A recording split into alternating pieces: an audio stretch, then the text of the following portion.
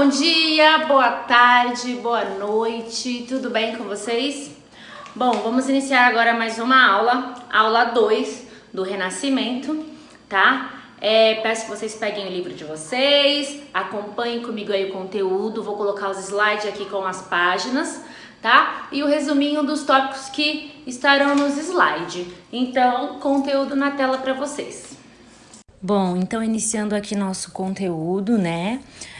Hoje nós vamos estudar das páginas 152 até a página 156 e serão esses tópicos: arte e ciência no Renascimento, a nova concepção da natureza da história e reforma protestante e contra-reforma católica. Bom, primeiro tópico, arte e ciência no Renascimento. Só voltando aqui, gente, rapidinho. A nova concepção da natureza da história e reforma protestante contra a reforma católica são textos complementares, tá? Bom, vamos lá. Agora começando aqui. Acompanhe aí comigo. No ambiente cultural de Florença, ao qual se dirigiam jovens de toda a Europa, surgiu uma nova geração de artistas. Esses jovens redefiniram o papel do artista e impulsionaram as ideias científicas do seu tempo. 3 deles, posteriormente considerados os grandes mestres do Renascimento, Leonardo da Vinci, Michelangelo e Rafael, os 3 colaboraram para difundir a influência artística de Florença ao atuarem mais tarde em outros centros italianos.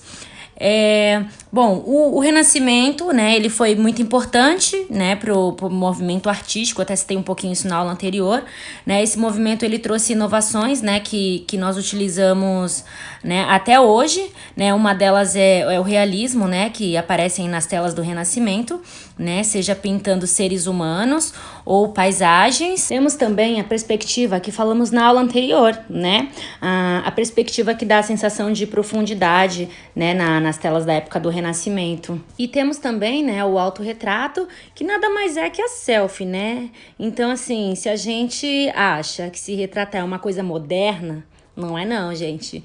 Pintar assim mesmo começa lá no Renascimento. E quando nós falamos no Renascimento, nós vamos lembrar sempre da Itália, né? Porque é de lá que são os maiores financiadores de arte, né, desse período, né? E também é lá, né, que aconteceram, né, os movimentos mais importantes. Vamos falar, né, de alguns dos principais artistas do Renascimento que são citados no nosso texto, né? Alguns deles são Leonardo da Vinci, né? Michelangelo e Rafael de Sanzio. Vou começar aqui falando de Leonardo da Vinci, né? Que fazia de tudo, né? Ele projetava, pintava, esculpia, né? Ele fazia estudos de anatomia. Leonardo, ele apresentava em suas obras anatomias, perspectivas, luz e sombra, né? É muito difícil citar, assim, obras mais famosas, né, do Leonardo, pois tem várias. Mas as mais famosas, né, acredito que sejam A Última Ceia, né, nós falamos dela na aula anterior, né, nós fizemos algumas observações de perspectiva, vocês lembram? Só voltarem lá na outra aula que eu especifiquei exatamente todos os detalhes aí que nós temos na Última Ceia.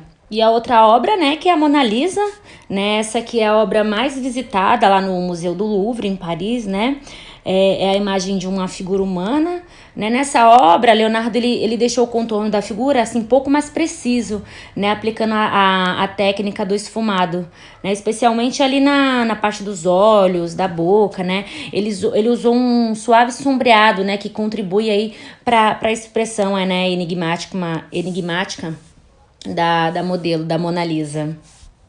Agora falando de outro grande artista, né, desse período, Michelangelo.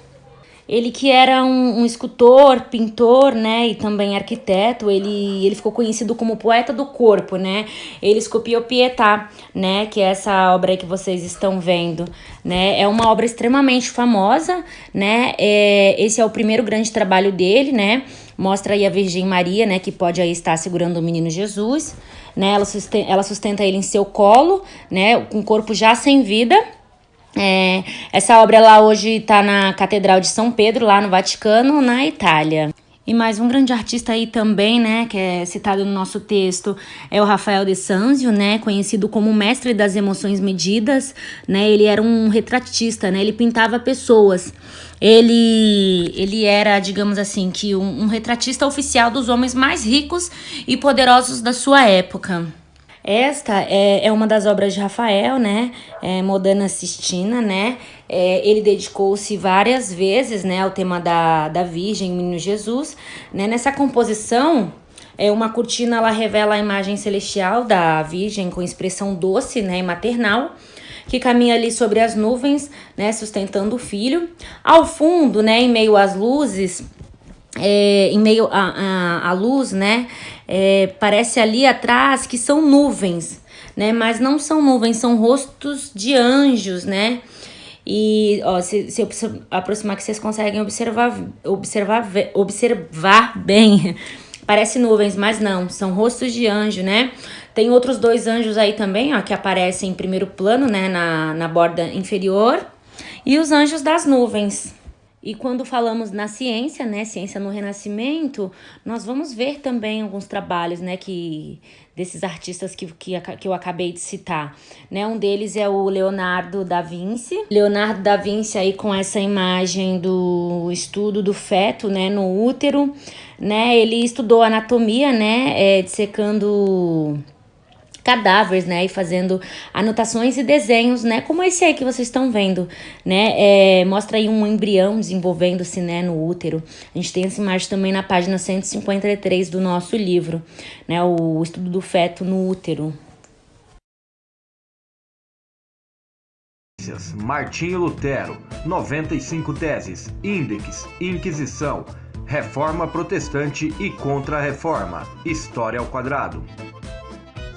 E o tema do vídeo é a Reforma Protestante, movimento que ocorre no século XVI, entre 1517 e 1648, e que causa o rompimento da unidade cristã ocidental, dando origem às primeiras igrejas protestantes. Em que contexto que isso ocorre? É um contexto de grande mudança de mentalidade na Europa, tendo em vista o renascimento cultural e científico, também conhecido como humanismo, que vai mudar as bases do pensamento ocidental, e também as grandes navegações, que será também um outro grande impacto em que os europeus descobrem o novo mundo, ou seja, a América, e isso vai alterar substancialmente as suas visões de mundo.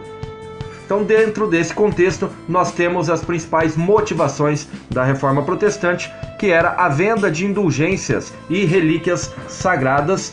A Igreja Católica vendia perdões, e também fazia exposições com cobrança de ingresso das relíquias sagradas, que eram objetos santificados e que poderia te levar aos céus. Tudo isso numa questão de arrecadação de dinheiro. Tinha também a simonia, que era a venda de cargos eclesiásticos, então a troca de cargos importantes da Igreja Católica pelo financiamento dessa instituição.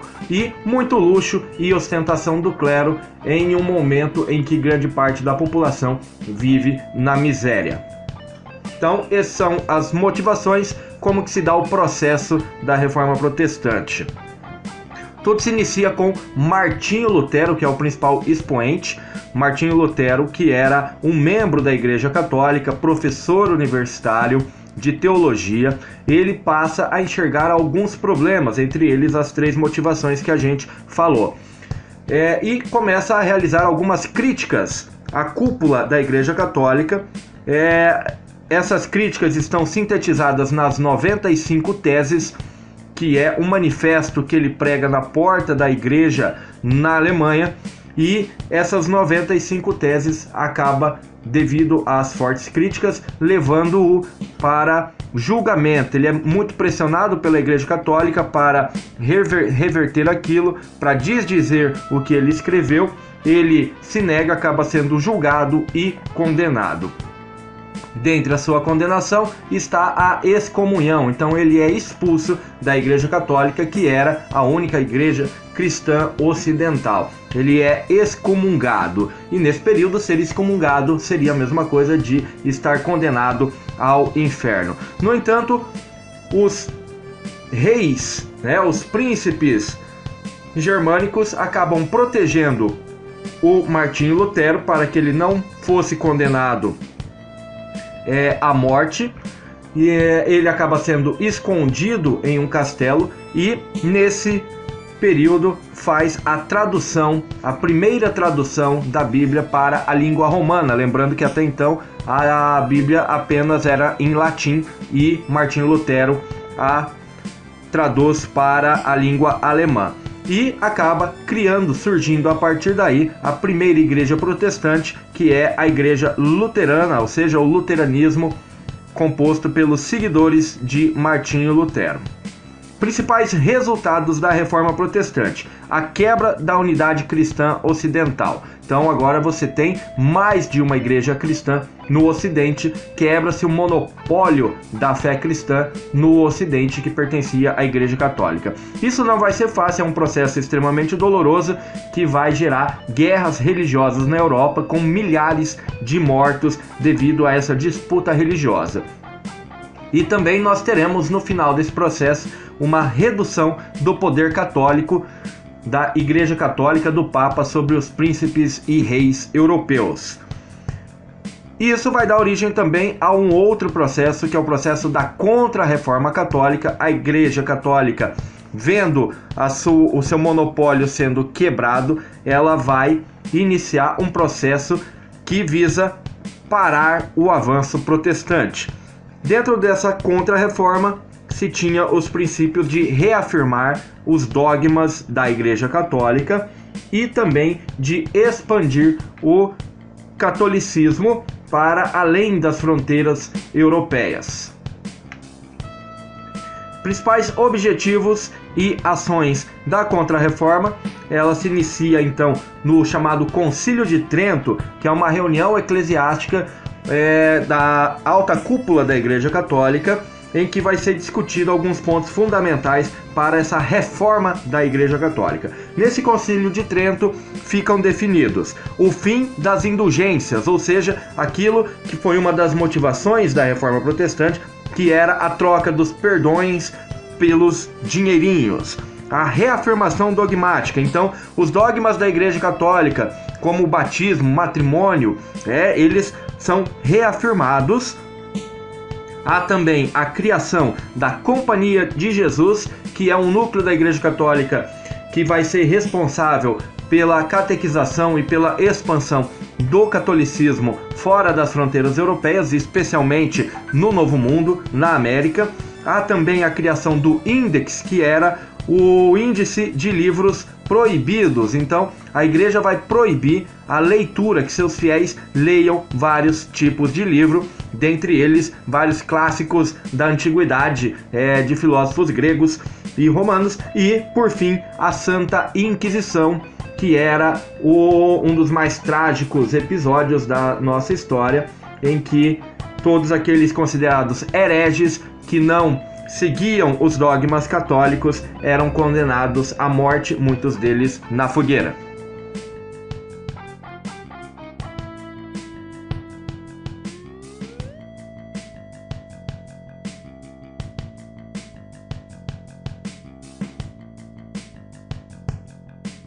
Bom, então vamos finalizar aqui a nossa aula, né? Foi uma aula assim um pouco comprida, entre aspas, né, que não foi tanto assim, né? Esse último vídeo aí que vocês viram aí no final, né, também do nosso texto complementar, bem bacana, bem explicativo. Eu gosto sempre de colocar esses vídeos extras, né, dentro do próprio vídeo da aula, para vocês terem uma compreensão melhor do que quer dizer esses textos complementares que tem dentro de todas as aulas, ok?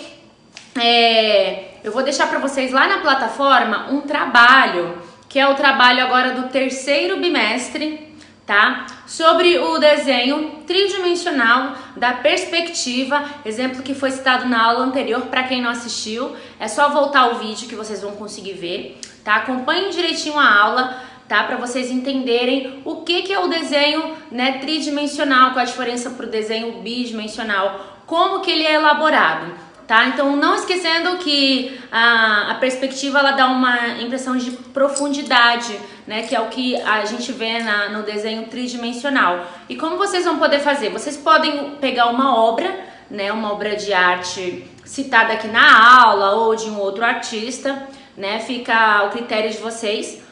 Ou vocês podem elaborar o próprio desenho de vocês, inspirado em algum lugar, na família, não sei. Para quem tem habilidade em fazer desenho, pode fazer de... Ai, fugiu a palavra. De própria autoria, né, digamos assim. Tá? E quem não tem habilidade em fazer desenho, não se preocupa, não precisa fazer esses desenhos realistas, renascentistas, né? Cheios de detalhes e tudo mais. Pode fazer um desenho sim, tridimensional, mas um desenho mais simples. Como aquele desenho, por exemplo, da casinha que eu coloquei pra vocês na aula anterior, que tinha o modelo da casinha bidimensional, né? E tinha o modelo tridimensional. Lá vocês viram a diferença do bi pro tri. Então vocês podem fazer um desenho mais simples para quem não tem habilidade, ok? Então não deixem de fazer atividade no plural, não deixem de realizar o trabalho. Eu vou fazer uma postagem lá na plataforma especificando a data de entrega. É importante que todos façam, esse é o trabalho do bimestre, tá bom? Conto muito com vocês. Se vocês ficarem com dúvidas, vocês podem me mandar e-mail ou então me chamar lá no direct do meu Instagram.